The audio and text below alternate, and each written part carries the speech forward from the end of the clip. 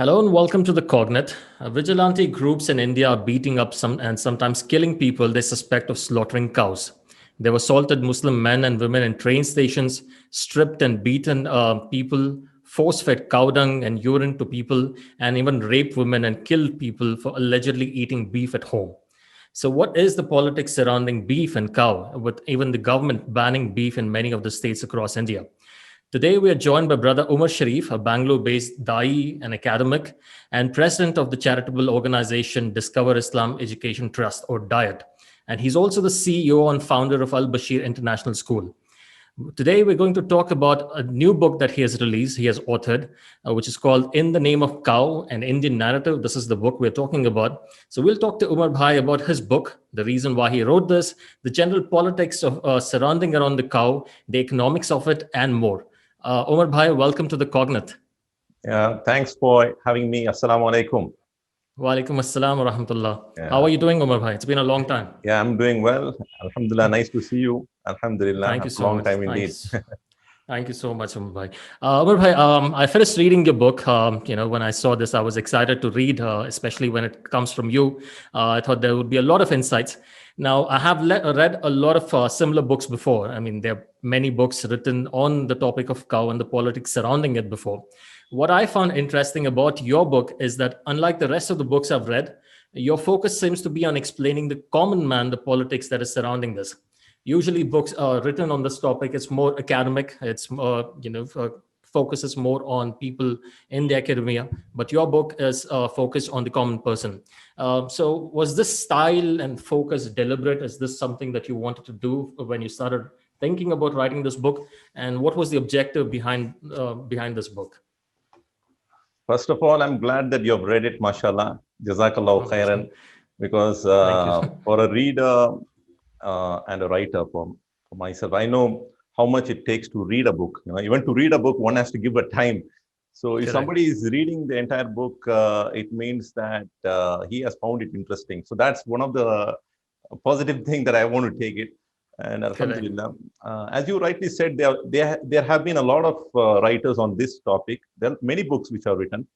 Personally, I was really happy with the book, The Myth of Holy Cow by D.N. Jha. You might have read that as well. Yes. That has got more information than what I have presented with regards to the text of the Hindu scriptures. But what I tried doing is that I tried to contextualize to the today's situation as to what was happening. What D.N. Jha is written in a totally academical perspective. And there are other, dais, you want to say, or people who preach about Islam. They bring it in a totally different angle altogether. They want to more from the Islamic point of view. Yeah, that's more focusing on the theology. If I were to write it in that way, I should have started from Musa alayhi salam and the times when people with him who later on started to worship the cow and in the form golden of calf, statue. So I would have started from there, but I did not want to do that. I wanted to deliberately keep it something which would relate to the current times and for people to understand as a simple language, like whatever I presented. You might have found it like for anybody, any simple person who has just done a basic schooling, he would start understanding the book in a very easy manner. So I have tried my best not to make it verbose or a very poetry kind of thing with flowery language. I didn't want to do that. I try to keep it as simple and crisp as possible so that the target is achieved. Alhamdulillah. So one of the best things that I have heard is that people in 2 sittings, they have been able to finish the entire book. So I actually read it I read it in one day. MashaAllah, MashaAllah. So alhamdulillah. So when I kept the book aside, I think that was my target. My target was to keep the pace, as you are a person into journalism. So you know how the connectivity from one chapter to another chapter was very linking with each other. It was just very smooth, and it was just connecting, and people were just going through it. For a person who is just introduced to this topic, he'll find it really amazed. But for people like you have already been drenched with this information. Probably 90% of what you read is already known to you, and probably I feel 10% of something here and there might have been adding a little bit of spice to the whole of the information. Yes, yes, absolutely. I mean, one of the things that I was expecting, since I know you for a long time, and we've actually worked on many projects together, and since you're known as a Dai, I mean, that's what a lot of people identify you with, Islam and Dai and the propagation of the religion. I was under the impression that probably the book would be from an Islamic perspective. I mean, from a theological perspective, but you have. And of course, there are certain passages in the book which just talks about the Islamic point of view on the cow and how it's allowed to consume it.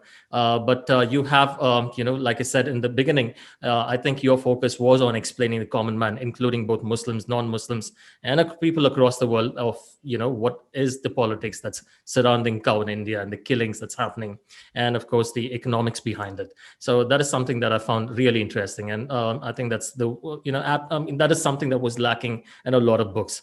Let's talk about India. India, we know. I mean, a lot of people know that India is the largest exporter of beef in the world, right? And there are many states in the country where beef is available and consumed, and these are states which is ruled by the BJP, the government, the regime which wants to ban beef, or at least it says that it wants to ban beef. Yeah, I'm sure that you would have spoken to a lot of non-Muslims, especially since you are a Dai of, you have done a lot of interfaith debates, and you are in touch with a lot of non-Muslims, including the scholars and the leaders of non-Muslims. Have you spoken about this, the duplicity, the double standards that the BJP follows here? In some states, it bans beef, and in some states, it allows the consumption of beef. What is the common reaction? What is the reaction of non-Muslims about this? It's absolutely not a eureka moment for them. It's nothing that a new discovery for them. They know it very well. Even the BJP spokespersons with whom I interact with, the moment I shared the link to this book, he gave me a thumbs up. He knows what my arguments are. He knows exactly what I'm going to write and everything. And amongst the Hindus, you'll be amazed. Some of the Brahmins have started to read this book, Alhamdulillah. Yeah. And they have no qualms. They don't have any problem with what I have said because they know it already. They know it already. It's nothing like you're waking them up from the sleep. They're already awake. Correct. There's nothing much you can do about it. But they have taken up a deliberate stand, saying that this is what we are, and this is what we want to impose upon you. And then they very well know that they are not able to have consistency with their level of actions and with their ideology, because if they are going back to their scriptures permit the eating of beef, and historically also it is very well established that the Indians were beef eaters, and the staple food happens to be beef. And even in today's times, people across India, they are eating beef, even amongst the Hindus. The majority are Hindus, actually. The majority of beef eaters are among the Hindus even today. If you were to, what happens in Goa and Kerala, it's a staple food. And even in Northeast, if you happen to travel across, you'll find it being relished by the people, across various ethnicity and various tribes. So therefore, it's nothing new. It's just that they have been able to portray it as though the Muslims are the ones who eat beef, and the Muslims are the ones who are the hurdles for their vision and stuff like that. And thereby, they have, in a way, they have marked the Muslim community as the enemies of Hindutva or their agenda. But in reality, even if they were to impose uniform civil code amongst the Hindus itself, it is highly impossible for them to achieve. Even uniform civil code, if they want to impose, even amongst the Hindus, it will never be possible. And they know it very well. So we as Muslims, we must understand, we are not actually letting them know a lot of things. They know already. But what we can try and achieve is that we can try and reach out to those ignorant masses. Let's not work too much on the people who are, high-thinking Hindus and scholars, because amongst them a lot of people know, and among them they have taken up a side towards the right-wing extremism, and many of them are towards the left, and some of them are in the center. We can understand, but our target should be to educate the masses. When the masses get educated, then they will know which side they have to stand by. So today's time, we must try not to be very reactionary. We must not be reactionary. We must not get onto the streets for protesting, because every good protest can be manipulated, can be made into, as an evil act, however they want to frame things across, and they would, as what we have seen many a times, even if you have started a protest with a good intention, but at the end of the day, the outcome of it seems to be, hazardous for the Muslim community itself. It's kind of, that's how they plan the restructuring, the reframing of the whole thing. That they're experts in that, because they have the intellectual, capacity, and they have the people who are working in that, that area. So we Muslims, we must be very careful in Indian context today. We must be very simple with our actions, and we must try and reach out to the common man, and try to reach out to the majority of the people with the information, with the knowledge, which is all buried, which is all kept for the only the elite people. It's not reaching to the masses. So inshallah, in today's time of internet boom, I think the trend is changing. Alhamdulillah, a lot of people are getting to know a lot of things. MashaAllah. Yes.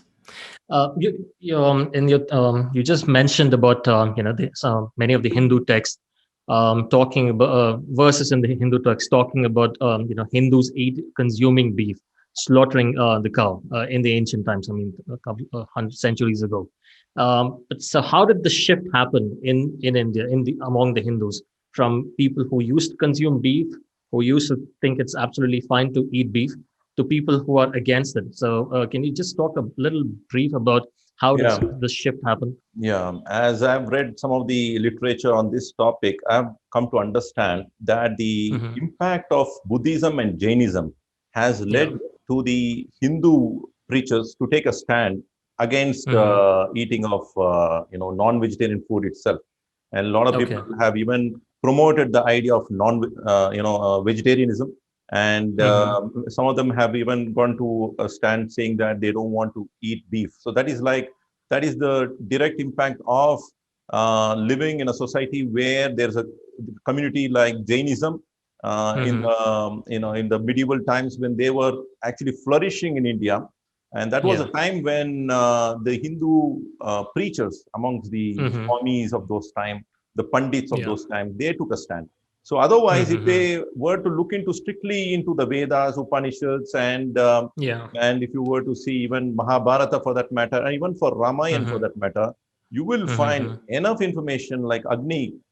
He has to be pleased by giving a lot of oxen in sacrifice.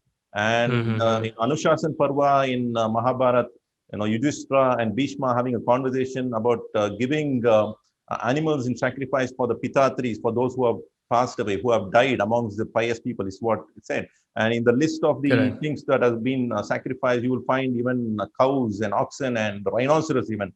So you will find in the Ramayana the eating of turtles and the eating of so many various animals. So the idea of going purely vegetarian, it is a recent phenomena. I would say it's a recent phenomena, which is about 1,000 years. It has got a history of 1,000 years. But if you were to look into 2,500 years and during the Vedic ages, and there are two Vedic ages, the former and the latter. If you were to see both, they were predominantly eating beef. They were relishing beef. And Mahatma Gandhi himself, he's written in the book, The Hindu Dharma, he has said, as he went and discussed with the scholars, the Pandits of the Hinduism, he came to understand the people of the old, including the Brahmins of the old, they were beef eaters. So it is very well established. It's not a new thing. And the scriptures are talking in depth, and Swami Vivekananda has talked about it, and Dr. B.R. Ambedkar, Baba Saheb has spoken about it. It's a well-established fact. Yes, you also mentioned in your book, I think in the conclusion part, it's about one of the article that was published by the Hindu, which mentioned about Indus Valley people in the Indus Valley civilization also consuming beef, which is that's where the foundation of the Indian civilization begins with Indus Valley civilization. So right from the beginning, even until recent times, Hindus have been consuming beef. I think the problem lies that most of the Hindus don't read their books, unfortunately. And also, there is no one scripture that many Hindus can identify as a holy scripture. Unlike for Muslims, it's the Quran. I mean, and for the Christians, it's the Bible. But that's not the kind of attachment many Hindus have towards their holy text. It's not something that they are obligated to read and follow. So I think the problem lies there, and also the problem lies with the rise of Hindu, identity politics. Because what Hindu identity politics of the Sangh Parivar did, like you said, I mean, a lot of Hindus stopped eating beef because of the influence of Buddhists and the Jains. And with that gap, the Sangh Parivar then targeted the Muslims, telling that these are the killers of cow, and that had an impact on the Hindu psyche. So I think there's that has had an impact as well on the mainstream Hindu mind. So that's one thing. Umar bhai, recently in Karnataka, since we both live in Bangalore, the consumption of beef was banned. Although the consumption of beef has been banned for a long time, but what happened this time was they also, banned consumption of ox and oxens, which is not considered as holy among the Hindus, right? So what do you think, is driving this kind of a ban? Because it's a blanket ban on all kinds of animals. And even the only thing which is allowed in Karnataka today is the consumption of buffalo. And even that the clause is that the buffalo has to be 13 years or older than that. 12 years. There is, of course, a huge economic impact on this, right? Because, of course, I mean, the Muslims are there is an impact on Muslims, which is given, which we all know. But there is also an impact on the farmers who sell the animals to the butchers who happen to be Muslims. So let's. I mean, can you let us understand how come the government is not taking this factor into consideration, that there is a lot of impact on the economy as well? So, or are they so vengeful again? I mean, or are they so bloodthirsty against Muslims that no matter what happens to the economy, as long as Muslims are punished, we will go ahead with it?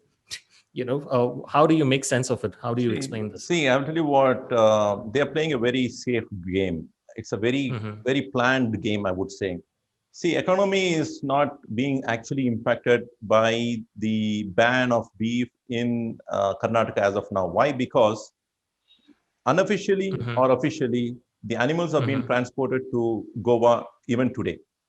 Okay. And unofficially, even today in Karnataka, I can tell you for sure, beef is available for anybody to have. Even in the streets of Bangalore, it is available.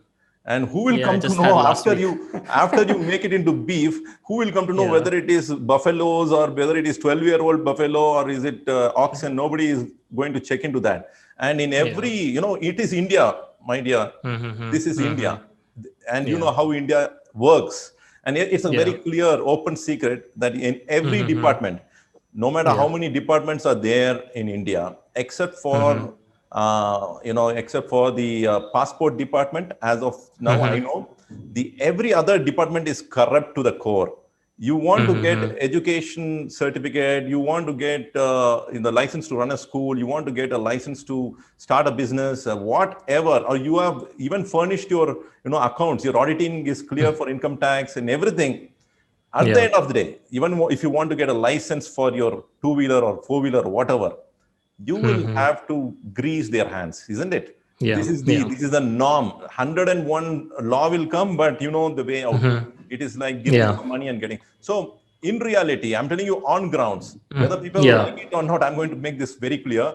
This is what is happening on grounds. There is sale. I don't want to mention the places where it's been sold because I don't want to put them into trouble.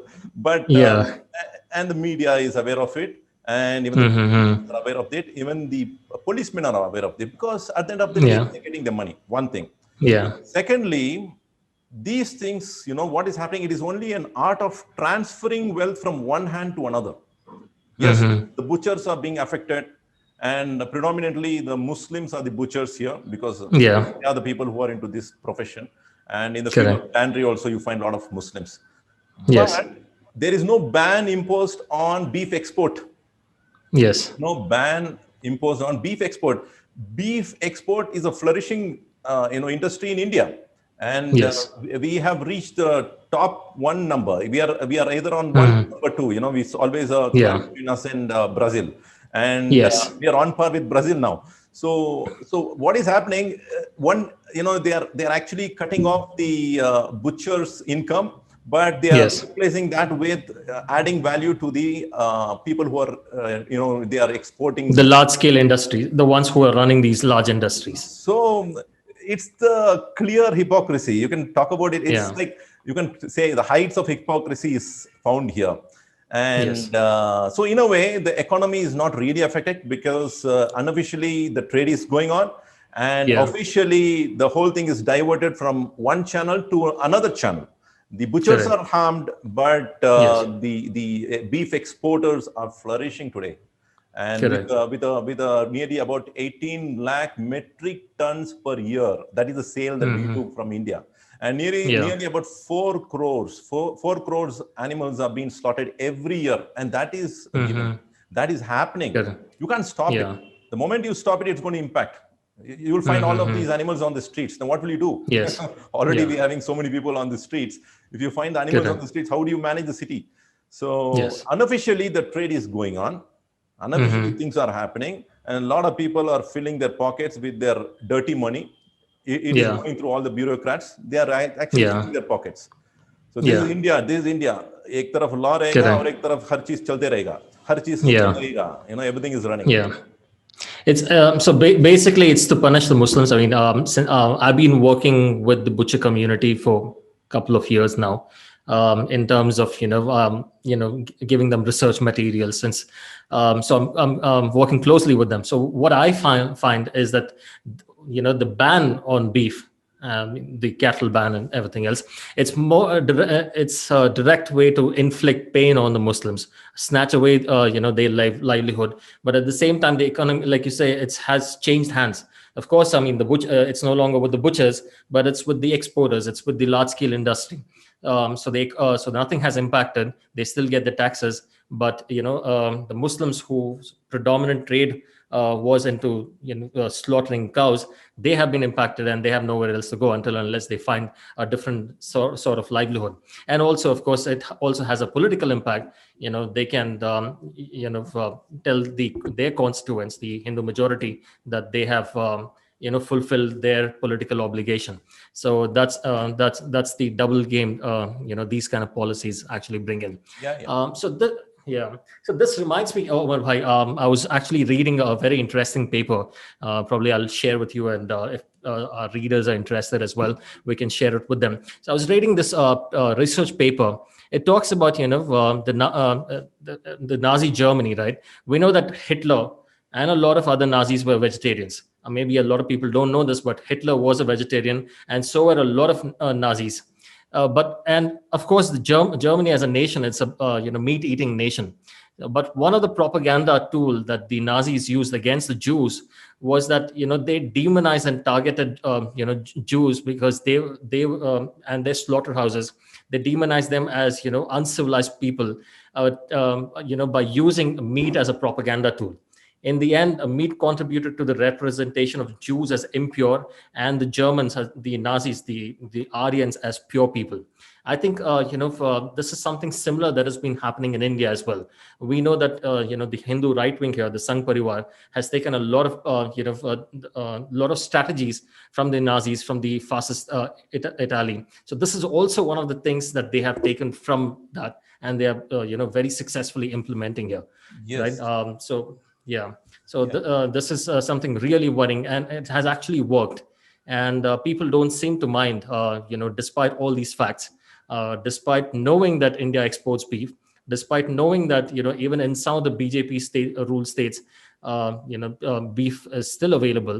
But people on the ground, they are absolutely not worried. I think as long as it's the pain is being inflicted on the Muslim community, I think the majority of the people are absolutely fine with it. Right? What do you think? Do you agree with this? Do you think that the majority of the people are fine that Muslims are being targeted in this fashion? See, Muslims are actually, if you were to say, I would want to say the butchers have been affected. Yeah. And the majority of the people among the butchers happens to be from the Muslim community. Muslims. So, Correct. so again, it's the butcher issue. It is the farmer issue. It is not the Muslim issue. See, if you were to look Okay. at it in a broader scope, in a broader way of looking at things, There's so many people among the Muslims, they don't break their head into this because That's correct. because their roti, kapda, makan, everything is in place. You Yeah, understand they what are fine. I mean, they're fine with eating beef, or they're fine with eating mutton also. I mean, because they Yeah, have alternatives. yeah, and not only alternative in today's times, the elite class people who are really well-to-do. If you were Yeah. to go and ask them, do you eat beef at home? They think it's a Hmm. matter of under their class. They think like, oh, Yeah. no, no, no, no, no, no. We don't have. We have it Yeah. very rarely. That's the kind of I've come Yeah. across a lot of people saying that no, no, no, no, hum log nahi lete hain. We don't take it. Yeah. There are people who think it that way. They feel that Hmm. beef, it's like around 200, 250 rupees per kg. Hmm. And Yeah. we spend 600, 700 rupees per kg mutton. You understand what I'm saying? Hmm. They have Correct. this is the kind of mindset a lot of people amongst the Muslims also have. Yeah. And again, if you want to look into from a totally scientific angle, there's so much Hmm. of benefit in beef. It has got a lot of Hmm. iron content. The Correct. heme iron is there in the beef, and it's very good. But overeating of beef is very Hmm. bad to health again. Hmm. Having beef is very good if you're having it in moderation. But again, if Yeah. you're overeating, it can lead to major problems again. You understand? Hmm. So the Yeah. issue of beef is to be taken in a very academic also, without putting Hmm. our emotions into. I'm just worried about people taking up to violence in the name of Yeah. cow. Correct. Whatever you want to ban, do you want to still remain a hypocrite? It's left to you, and the future generation will laugh at you. Yeah. If at Yeah. all they are found to be hypocrites, the future, Yeah. the next generation would laugh at them. I mean, Yeah. it's not going to be viable with their idea of achieving a Hindu Rashtra. Hmm. And Hmm. I'm telling you, India, as what Subramanian Swami has said in one of his talks, he said, India Hmm. is already a Hindu Rashtra. There's Hmm. nothing much they can think of to do Yeah. something to make it into a Hindu Rashtra. What is that they want to Correct. do? Yeah. If you ask what Thiruma Valavan, Thiruma from Hmm. the Vidudalai Chirutai party, he said that he wants to get Manusmriti banned. You might have Hmm. followed this. When he said that, Yes. a lot of people said, we don't follow the Manusmriti. Who wants to follow? We don't Hmm. follow. There are a lot of things that we Yeah. disagree with. They never said they want to establish this land of India on the Manu's code or the Manu Dharma. Hmm. They never said that. And that is not at all part of the agenda of the Hindutva brigade. This is not at Correct. all. What they want, they are talking about Hindu nationalism. They say if you are Hmm. identifying yourself as a Hindu or your Yeah. forefathers to be as Hindu, and if you want to work for the development of this nation, then you are with us. So the Yes. main problem for them is a Muslim mentality. Hmm. Muslim mentality is a real problem for them because the Muslim mind cannot be fit into one boundary, one border, and one nation. You Correct. understand? Muslim Yes. thinks of humanity, Muslim thinks beyond the region. So Yes. there's so much of things that has to be shared even amongst the Muslims as to how much we are to be committed to the development of this country. That's a different aspect in itself. But at Yeah. the same time, they are not able to bring a Muslim psyche into the understanding of their level of nationalism to fit in Hmm. within a border and say like this is the thing that you're going to work here, or this is the thing that you're going to sacrifice your life for. Yeah. So this is where they have a problem with Muslim mindset. Therefore, they don't have Hmm. an immediate problem with Buddhism or Jainism. They Yeah. don't have immediate problem. Immediate problem. Yeah. They don't have immediate. Maybe they'll maybe they'll deal with it once, in case if we are gone. Yeah, I'll tell you one thing. Yeah. Jews of during the Nazi times, they were persecuted, they were killed miserably, and all that happened. Yeah. With the Muslims, it's a different ball game. Yeah. It's a different ball game. The thing is, the more the Muslims are being crushed, the more they will rise up again, and they will become Yeah. more powerful. This is the fitrat in the Muslim nation. This cannot be Correct. changed. Be iznillah. This is by the grace of Allah. The more you try to, bulldoze them, you'll find them to Yeah. grow up like mountains again. And that Correct. is really worrisome, which is Yeah. being clearly said by one of the RSS leaders. She Hmm. happens to be from the Tamil Nadu. She said, there's so much to talk about Islam, but there is no sword to fight against Islam. She said that there is no sword to Yeah. fight against. She knows Alhamdulillah. it very well. Yeah. The only problem today, I would feel more than what the enemies are construing or working against us, I would say the real problem is within us. The real problem is within the Muslim community today. The Muslims have to gain knowledge, education. They have to work on commerce. They have to work on, building up their societies. A lot of things that they have to. So in these negative energies, they should not let them to, work most of the time on thinking about these things. On the contrary, we should be talking about increasing the scholarship within our community. We should be talking Yeah. about placing our members in the bureaucracy, in the wherever it is possible. We must engage our people to become politically strong and politically Yeah. relevant in the current context that we are living in. See, Correct. everything, it matters based on how you are going to adopt and adapt to the situation. So Same. based on that, if you are going to work, there's so much of intelligence amongst the Muslims. I would say even amongst the Indian Muslims, there is so much of richness of knowledge and intellectual ability. It's just that we have Absolutely. to work together. We must open our hearts. We must Correct. collaborate. We must join hands and look further for a better tomorrow, inshallah. Sure, inshallah. One last thing, Umar bhai, before we conclude, we'll come back to your book. There's a lot of things that we've discussed today. Coming back to your book, how long did it take for you to compile this and to pen it down? When did this begin and when did it end? Yeah, the pandemic situation was a fertile ground for me because I had so much of time and I did not know what to do because I'm not going out. And at the same time, I had to present a thesis for my MAIS dissertation, which I was preparing. So I thought I can somehow relate this into a religious context. Cow is worshipped, and because of this. But when I presented this, the people, they liked it, the scholars, they liked it, but they said this is totally politically connected. So, so they gave me a different topic, but this I took it further. And what the real challenge was in making it, making it something which can be imbibed, something which can be digested. In the sense, I had to be very careful about using the words in such a way that I didn't want to hurt anybody's feelings, even for those purely vegetarian, But somehow I could not stop myself in criticizing the PETA. Towards the last chapter, the last chapter, I think I went all out in criticizing PETA, especially because PETA is irrelevant to our society, I would say. And they are commotion makers. They are the people, troublemakers, I would say. These kind of mindsets, this is the thing which really corrupts the mind. I would say these are the things which corrupts the mind. So the PETA, I went all out against them actually. So it was very important for me to present it in a sweet manner.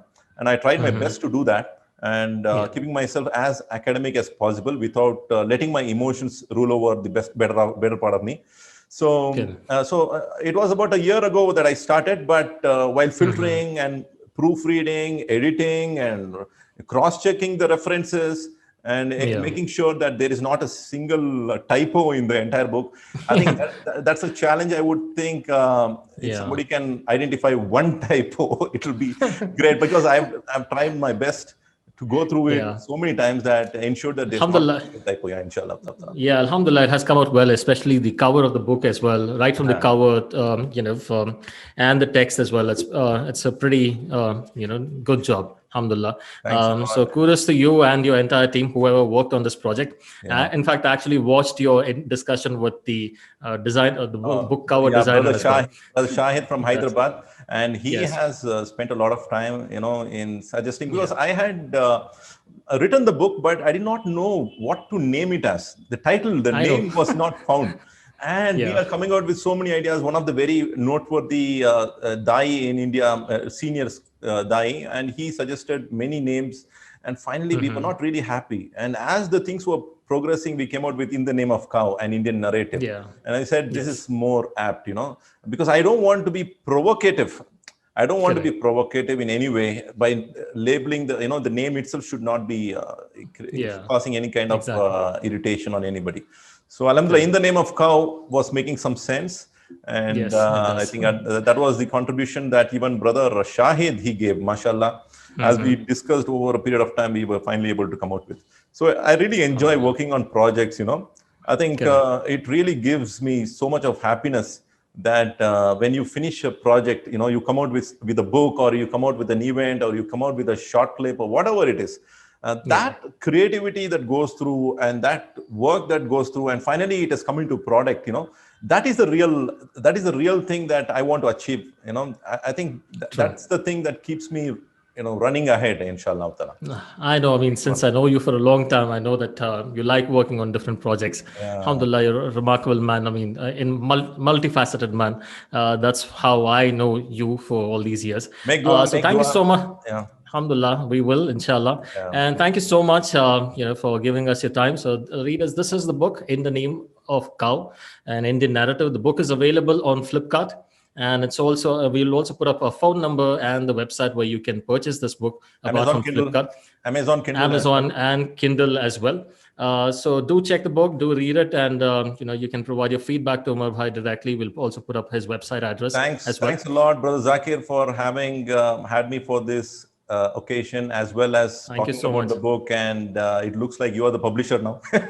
You've been promoting it so well, mashallah. Jazakallah khair. Alhamdulillah. You're welcome. Wiyakum. And thank you so much for watching The Cognate. Do like and share this video, and do subscribe to our channel.